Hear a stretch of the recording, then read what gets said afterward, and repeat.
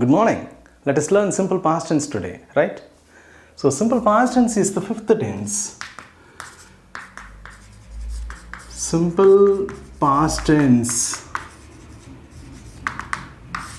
So what auxiliary verb should we use here? For active voice, there is only one auxiliary verb, did. And which form of the main verb will you use here? First form of the main verb. Nalla gavaninga. What auxiliary verb? That means what are the auxiliary verbs did we use in simple present tense? Do, does. So what is the past tense of do, does? Did. If you change the auxiliary verb, automatically the tense will be changed. காலத்தை குறிக்கும் சொல் மாத்தினாவே காலம் மாறிடும். There is no change in action verb. அங்கேயும் first form of the main verb தான், இங்கேயும் first form of the main verb தான், right? So never forget. Auxiliary verb only decides tense. காலத்தை குறிக்கும் சொல் பயன்படுத்தும் பொழுது மிகவும் கவனமாக இருக்கணும், right? So already I told you, whenever you make a sentence, you have to follow the sentence pattern. So the sentence pattern for active voice is subject, auxiliary verb, main verb, extension plus full stop. Right? நல்லா கவனிங்க. வாக்கியத்தில் 5 முக்கிய பிரிவுகள் தான் உள்ளன. ஒன்று subject, அதாவது யாரை பற்றி பேசுகிறோமோ எதை பற்றி பேசுகிறோமோ அது சப்ஜெக்ட். உலகில் உள்ள அனைத்து பெயர்ச்சொற்களும் சப்ஜெக்ட். அனைத்து பெயர்ச்சொற்களுக்கும் பதிலாக பயன்படுத்தக்கூடிய சொல் பிரதி பெயர்ச்சொல்னு சொல்கிறோம். அதாவது that means it's a subject pronouns. Subject pronoun நமக்கு தெரியும். என்னென்ன? I, we, you, they, he, she, it. So subject தெரிஞ்சிருச்சு. அடுத்தபடியாக நம்ம தெரிஞ்சுக்க வேண்டியது வாக்கியத்தில் auxiliary verb. So auxiliary verb, இந்த எல்லா சப்ஜெக்ட்டுக்கும் என்ன ஆக்சிலரி வேர்ப் பயன்படுத்துகிறோம்? Did. Because there is only one auxiliary verb, right? அடுத்தது main verb. So which form of the main verb should we use here? First form of the main verb. There is another rule. If you add did plus first form of the verb, you will get second form of the main verb. So did in first form of the verb in கூட்டினா உங்களுக்கு என்ன கிடைக்கும்? Second form of the main verb கிடைக்கும். நீங்கள் கேட்கலாம், அதுக்கு நம்ம நேரடியாகவே second form of the verb பயன்படுத்தணும்னு சொல்லிடலாமே சார், ஏன் நம்ம did plus first form of the verb போடணும்னு சொல்கிறோம் அப்படின்னா, there is no sentence without auxiliary. காலத்தை குறிக்கும் சொல் இல்லாமல் எந்த ஒரு வாக்கியமும் இல்லை. அங்கே காலத்தை குறிக்கும் சொல் டிட் இருக்குது என்பதை நம்ம நன்கு புரிந்து கொள்ள வேண்டும், ரைட்? ஸோ அதுக்காக தான் நம்ம முன்னாடியே அதில் இருக்குங்கிறத சொல்லிடுறோம், right? Okay, next, what are the keywords do we use here? துணை சொற்கள். The words which are used mostly in this tense are called keywords. அதிகமாக பயன்படுத்தக்கூடிய துணைச்சொற்கள் எல்லாமே, அதாவது அதிகமாக பயன்படுத்தக்கூடிய காலத்தை குறிக்கும் சொல் எல்லாமே துணைச்சொற்கள் தான். எடுத்துக்காட்டாக yesterday,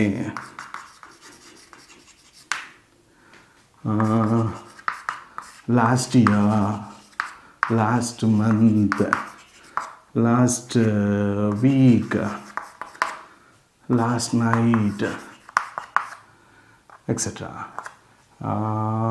This morning, in 1947, a few minutes ago,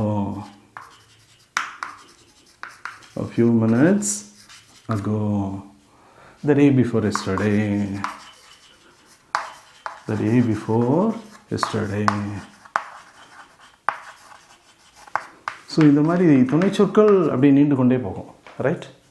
let us go for the definition. பயன்பாடுகளுக்கு போகலாம். ஸோ நாம் எல்லா காலங்களும் பயன்பாட்டின் அடிப்படையில் தான் பயன்படுத்திகிட்டு இருக்கோம், ரைட்? ஸோ பயன்பாடு தெரிந்தால் மட்டும்தான் சரியான காலத்தை சரியான சூழலுக்கு நம்மளால் பயன்படுத்த முடியும். Then where will you apply simple past tense? It is used to express an action that happened at a particular time in the past. கடந்த காலத்தில் ஒரு குறிப்பிட்ட நேரத்தில் நடந்த செயலை குறிப்பிட, right? So where will you apply? Simple past tense is used to express an action that happened at a particular time in the past. கடந்த காலத்தில் ஒரு குறிப்பிட்ட நேரத்தில் நடந்த செயலை குறிப்பிடுவதற்கு நம்ம என்ன டென்ஸ் பயன்படுத்துகிறோம்? சிம்பிள் பாஸ்ட் டென்ஸ் பயன்படுத்துகிறோம், right? There is only one usage for simple past tense, ஆனால் அதிகப்படியான இடங்களில் நம்ம பயன்படுத்துகிறோம். அதனால் நன்கு தெரிந்து கொள்ள வேண்டும். So let us go for the definition in Tamil. பயன்பாடு கடந்த காலத்தில் ஒரு குறிப்பிட்ட நேரத்தில்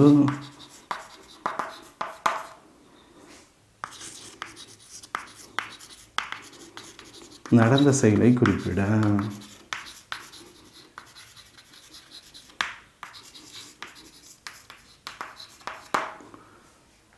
ரைட், பயன்பாடு நல்லா புரிஞ்சது இல்லையா? கடந்த காலத்தில் ஒரு குறிப்பிட்ட நேரத்தில் நடந்த செயலை குறிப்பிட. அது 10,000 வருஷத்துக்கு முன்னாடி இருக்கலாம், 10 நொடிக்கு முன்னாடி இருக்கலாம், அது பிரச்சனை கிடையாது.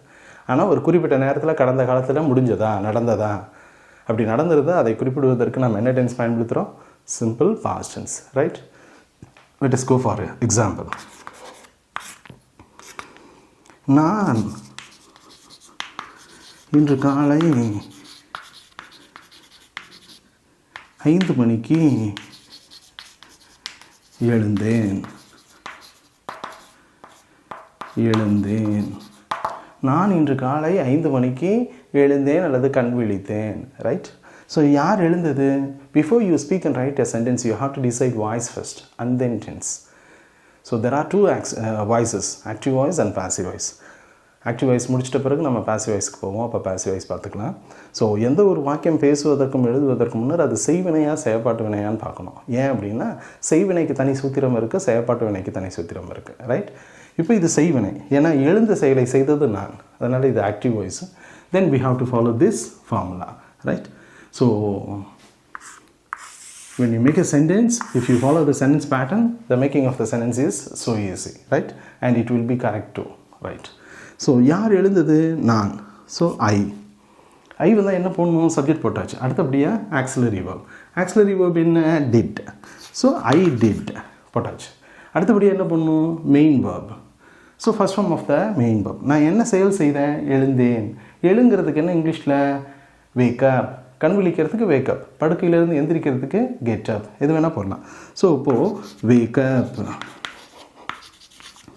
So here you can add auxiliary verb and main verb. I did வேக்கப்னாலே நான் எழுந்தேன் தான், நான் கண் விழித்தேன் தான். ஸோ இது ரெண்டையும் சேர்த்து சொன்னால் ஒரே வார்த்தையாக கிடைக்கும் நமக்கு. எப்படி? Did plus wake up equal to woke-up. So I woke-up. நான் கண் விழித்தேன். எத்தனை மணிக்கு கண் விழித்தேன்? 5 மணிக்கு. when you mention a particular time you have to use at. So குறிப்பிட்ட நேரத்தை குறிப்பிடுவதற்கு at பயன்படுத்தணும். at 5. இந்த 5 மணி நேற்று காலையிலையா, சாயந்தரமா, எப்போ? ஸோ இன்று காலை, திஸ் மார்னிங் அல்லது today morning. Right, so I woke up at 5 this morning. I did wake up at 5 this morning அப்படின்னு சொல்லலாம், தப்பு கிடையாது. ஆனால் 2 வார்த்தை எதற்கு தேவையில்லை இல்லையா? அதனால் ஒரு வார்த்தையே போதுமானது. ஆனால் அங்கே டிட் மறைஞ்சிருக்குன்னு தெரிஞ்சுக்கணும். ஏன்? when you want to make a negative sentence you have to add not. not can be added only with the auxiliary verb. not எது கூட சேரும்? ஆக்சிலரி வேர்போடு தான் சேரும். அப்போ நாட், டிட் நாட் வேக் அப்னு போட்டிங்கன்னா டிட் எங்கேருந்து வந்துச்சுங்கிற குழப்பம் அப்போ வரும். ஸோ ஏற்கனவே அங்கே தான் இருக்குது. Right, so I woke up at 5 this morning. Let us go for the next example.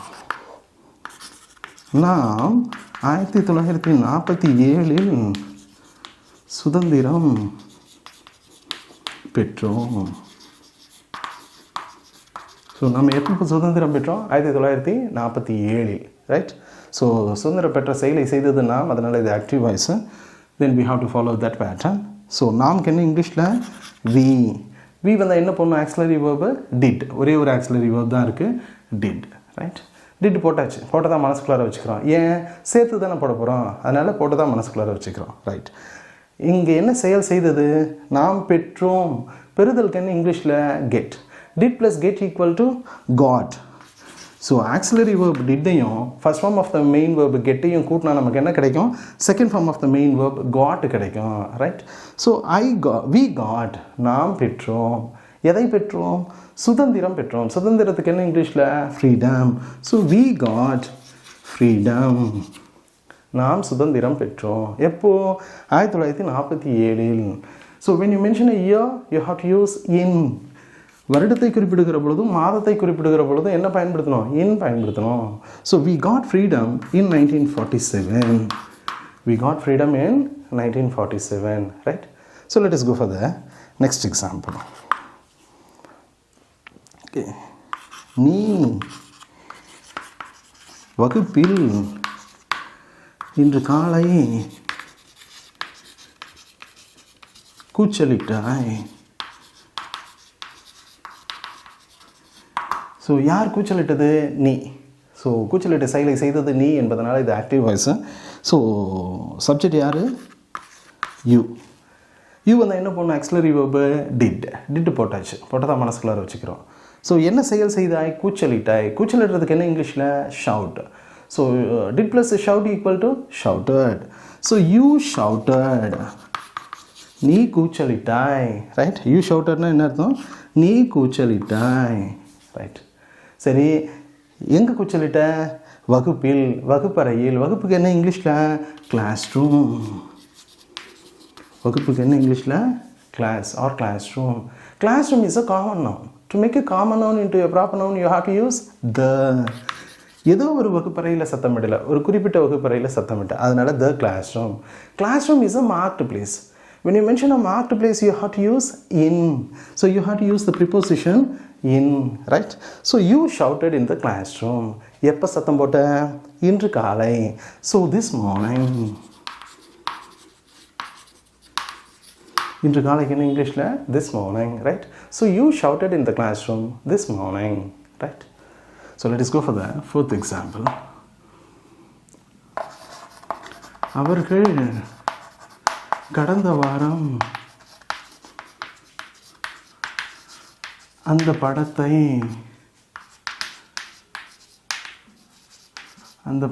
வெளியிட்டார்கள். Right. So அவர்கள் கடந்த வாரம் அந்த படத்தை வெளியிட்டார்கள். வெளியிட்ட செயலை செய்தது அவர்கள், அதனால் இது ஆக்டிவ் வாய்ஸு. ஸோ சப்ஜெக்ட் யார்? தே. தே வந்து என்ன பண்ணணும்? ஆக்சிலரி வெர்ப் டிட் போட்டாச்சு. போட்டதான் மனசுக்குள்ளார வச்சுக்கிறோம். ரைட். அவர்கள் என்ன செயல் செய்தார்கள்? வெளியிட்டார்கள். வெளியிடுறதுக்கு என்ன இங்கிலீஷில்? Release. So did plus release equal to released. So அவர்கள் வெளியிட்டார்கள். எதை? அந்த படத்தை. ஸோ படத்துக்கு என்ன இங்கிலீஷில்? Movie. when you want to make a common noun into a proper noun, we have to use the or that movie. எப்படி என்ன சொல்லலாம்? So they released the movie. they released the movie. அவர்கள் அந்த படத்தை வெளியிட்டார்கள். எப்போ வெளியிட்டாங்க? கடந்த வாரம். கடந்த வாரத்துக்கு என்ன இங்கிலீஷில்? Last week. ரைட்.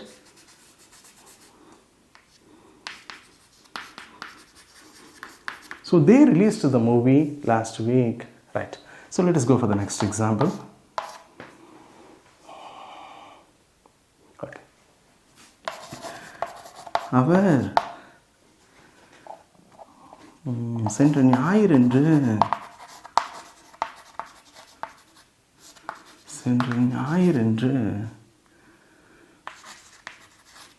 ஒரு கடிதம் எழுதினார்.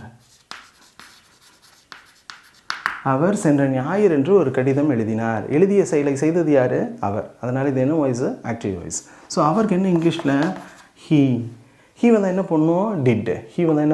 டிட். எல்லா சப்ஜெக்ட்டுக்கும் டிட்டு தான். ரைட். சரி, அவர் என்ன செயல் செய்தார்? எழுதினார். எழுதுறதுக்கு என்ன இங்கிலீஷில்? Right. So did plus write equal to wrote. Second form of the verb கிடைக்கும் நமக்கு. So he road. அவர் எழுதினார். என்ன எழுதினார்?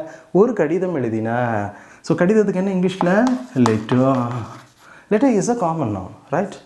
ஸோ எத்தனை கடிதம்? ஒரு கடிதம், a letter, right? So he wrote a letter. அவர் ஒரு கடிதம் எழுதினார். எப்போ எழுதினார்? சென்ற ஞாயிறன்று, last Sunday, or on Sunday last. So when you mention days and date, you have to use on. கிழமைகளையும் தேதிகளையும் குறிப்பிடுகிற பொழுது என்ன பண்ணணும்? ஆன் பண்ணணும். So he wrote a letter on Sunday last, right? So let us go for the next example. Okay. அவனுடன் நேற்று இரவு சண்டையிட்டாள். அவள் நேற்றிரவு அவனுடன் சண்டையிட்டாள். சண்டையிட்ட செயலை செய்தது யார்? அவள். அதனால் இது ஆக்டிவ் வாய்ஸ். ஸோ அவளுக்கு என்ன இங்கிலீஷில்? ஷீ வந்து என்ன பண்ணும்? அகெயின் ஆக்சிலரி வேர்ப் டிட் போட்டாச்சு. சப்ஜெக்ட் போட்டால் அடுத்தது ஆக்சிலரி வேர்ப் டிட் போட்டாச்சு, மனசுக்குள்ளார வச்சுக்கிறோம். ஸோ அவள் என்ன செயல் செய்தால்? சண்டையிட்டாள். சண்டையிடுறதுக்கு என்ன இங்கிலீஷில்? Fight. Did plus fight equal to fought. So she fought. So டிட்டையும் ஃபஸ்ட் ஃபார்ம் ஆஃப் த வேர்பையும் சேர்த்தோம்னா நமக்கு second form of the verb கிடைக்கும். Never forget. So she fought, அவள் சண்டையிட்டாள். ரைட்டு. யார் கூட சண்டை போட்டா? அவனுடன். ஏதாவது ஒன்று எதையாவது ஒன்றை சார்ந்திருந்தால் என்ன பண்ணுன்னு சொல்லியிருக்கோம்? வித். So she ஃபாட் with. அவனை, அவனுக்கு என்ன இங்கிலீஷில்? Him. So she ஃபாட் with him. Right. எப்போ சண்டை போட்டா? நேற்றிரவு, லாஸ்ட் நைட்.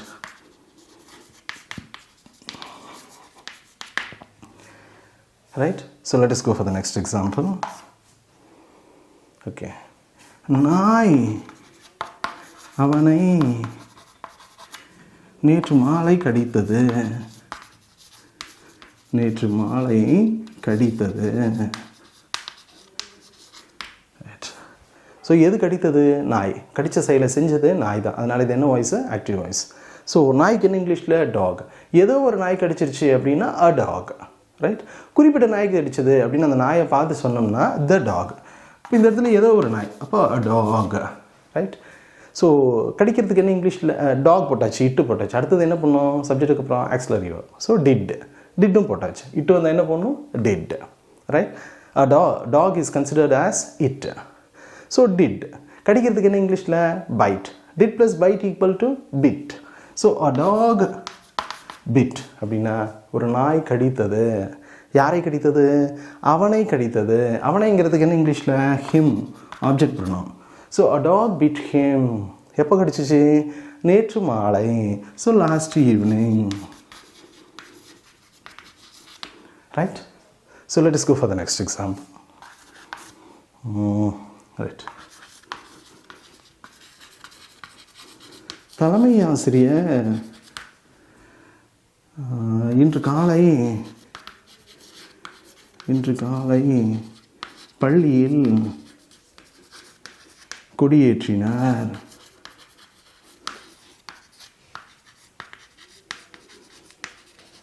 ஸோ தலைமை ஆசிரியர் இன்று காலை பள்ளியில் கொடியேற்றினார். ஸோ கொடியேற்ற செயலை செய்தது யார்? தலைமை ஆசிரியர். ஸோ செயலை செய்தவருக்கு தான் முக்கியத்துவம் கொடுத்துருக்கோம். அதனால் இது என்ன வாய்ஸ்? Active voice. ஸோ தலைமை ஆசிரியருக்கு என்ன இங்கிலீஷில்? Head master. Headmaster is the important post. When you mention the important post, you have to use the. So, the headmaster. The headmaster. Headmaster என்ன செய்தாரு? The headmaster considered as he. இதே பெண்பாளாக இருந்தால் head mistress. அப்போ she வருவாங்க. Right. So the headmaster he வந்து என்ன பண்ணணும்? did. So did போட்டாச்சு. சப்ஜெக்ட் ஆக்சிலரி வேர்ப் போட்டாச்சு. போட்டதான் மனசுக்குள்ளார வச்சுக்கிறோம். ஹெட்மாஸ்டர் என்ன வேலையை செய்தார்? கொடியேற்றினார். கொடியேற்றுதலுக்கு என்ன இங்கிலீஷில்? Hoist. So did plus hoist equal to hoisted. So the headmaster hoisted. தலைமை ஆசிரியர் கொடியேற்றினார். த ஹெட்மாஸ்டர் ஹாய்ஸ்டட்னா என்ன அர்த்தம்? தலைமை ஆசிரியர் கொடியேற்றினார். எங்கே ஏற்றினார்? பள்ளியில். ஸோ பள்ளிக்கு என்ன இங்கிலீஷில்? School. School is a bigger place and marked place. When you mention a bigger place and marked place, you have to use in. So, in school.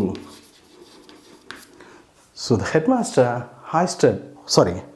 What did he hoist? அவர் என்ன கொடியேற்றினார்? So, கொடியேற்றினார். So, கொடியேற்றுதலுக்கு என்ன? கொடிக்கு என்ன இங்கிலீஷில்? flag. So, the headmaster hoisted in school or hoisted எதை ஏற்றினார்? The flag. hoisted the flag. எப்போ ஏற்றினா? எங்கே ஏற்றினா? இன் school. எப்போ ஏற்றினார்? இன்று காலை. So this morning. Right. So the headmaster hoisted the flag in school this morning. So தலைமை ஆசிரியர் ஏற்றினார். எதை ஏற்றினார்? கொடியை. ஸோ the flag is a common noun. To make a common noun into a proper noun we have to use the. Right. So தலைமை ஆசிரியர் ஏற்றினார். எதை? கொடியை. எங்கே ஏற்றினார்? பள்ளியில். எப்போ ஏற்றினார்? This morning. Right. So the headmaster hoisted the flag in school this morning or hoisted the flag this morning in school. எக்ஸ்டென்ஷனை நீங்கள் எப்படி வேணால் போடலாம். No problem at all. Right. So நல்லா கவனிங்க. வாக்கியம் அமைப்பது மிகவும் சுலபம். வார்த்தைகள் தெரிந்திருந்தால் போதுமானது. வாக்கிய அமைப்பு ஒன்று தான் 12 டென்ஸுக்கும் ஆக்டிவ் வாய்ஸில். Subject, auxiliary verb, main verb, extension plus full stop. If you get sufficient practice, certainly you can talk in English so nicely in a very short period, right? Exercise sentences have been given in the link. Please do exercise. Never forget, practice makes a man perfect. பயிற்சி தான் ஒருவரை முழுமையாக்கும். தொடர் பயிற்சி நிச்சயம் வெற்றியை தரும், right? And the answer key for the last class has also been given in the link. Please utilize it. Let us meet in the next video. Thank you.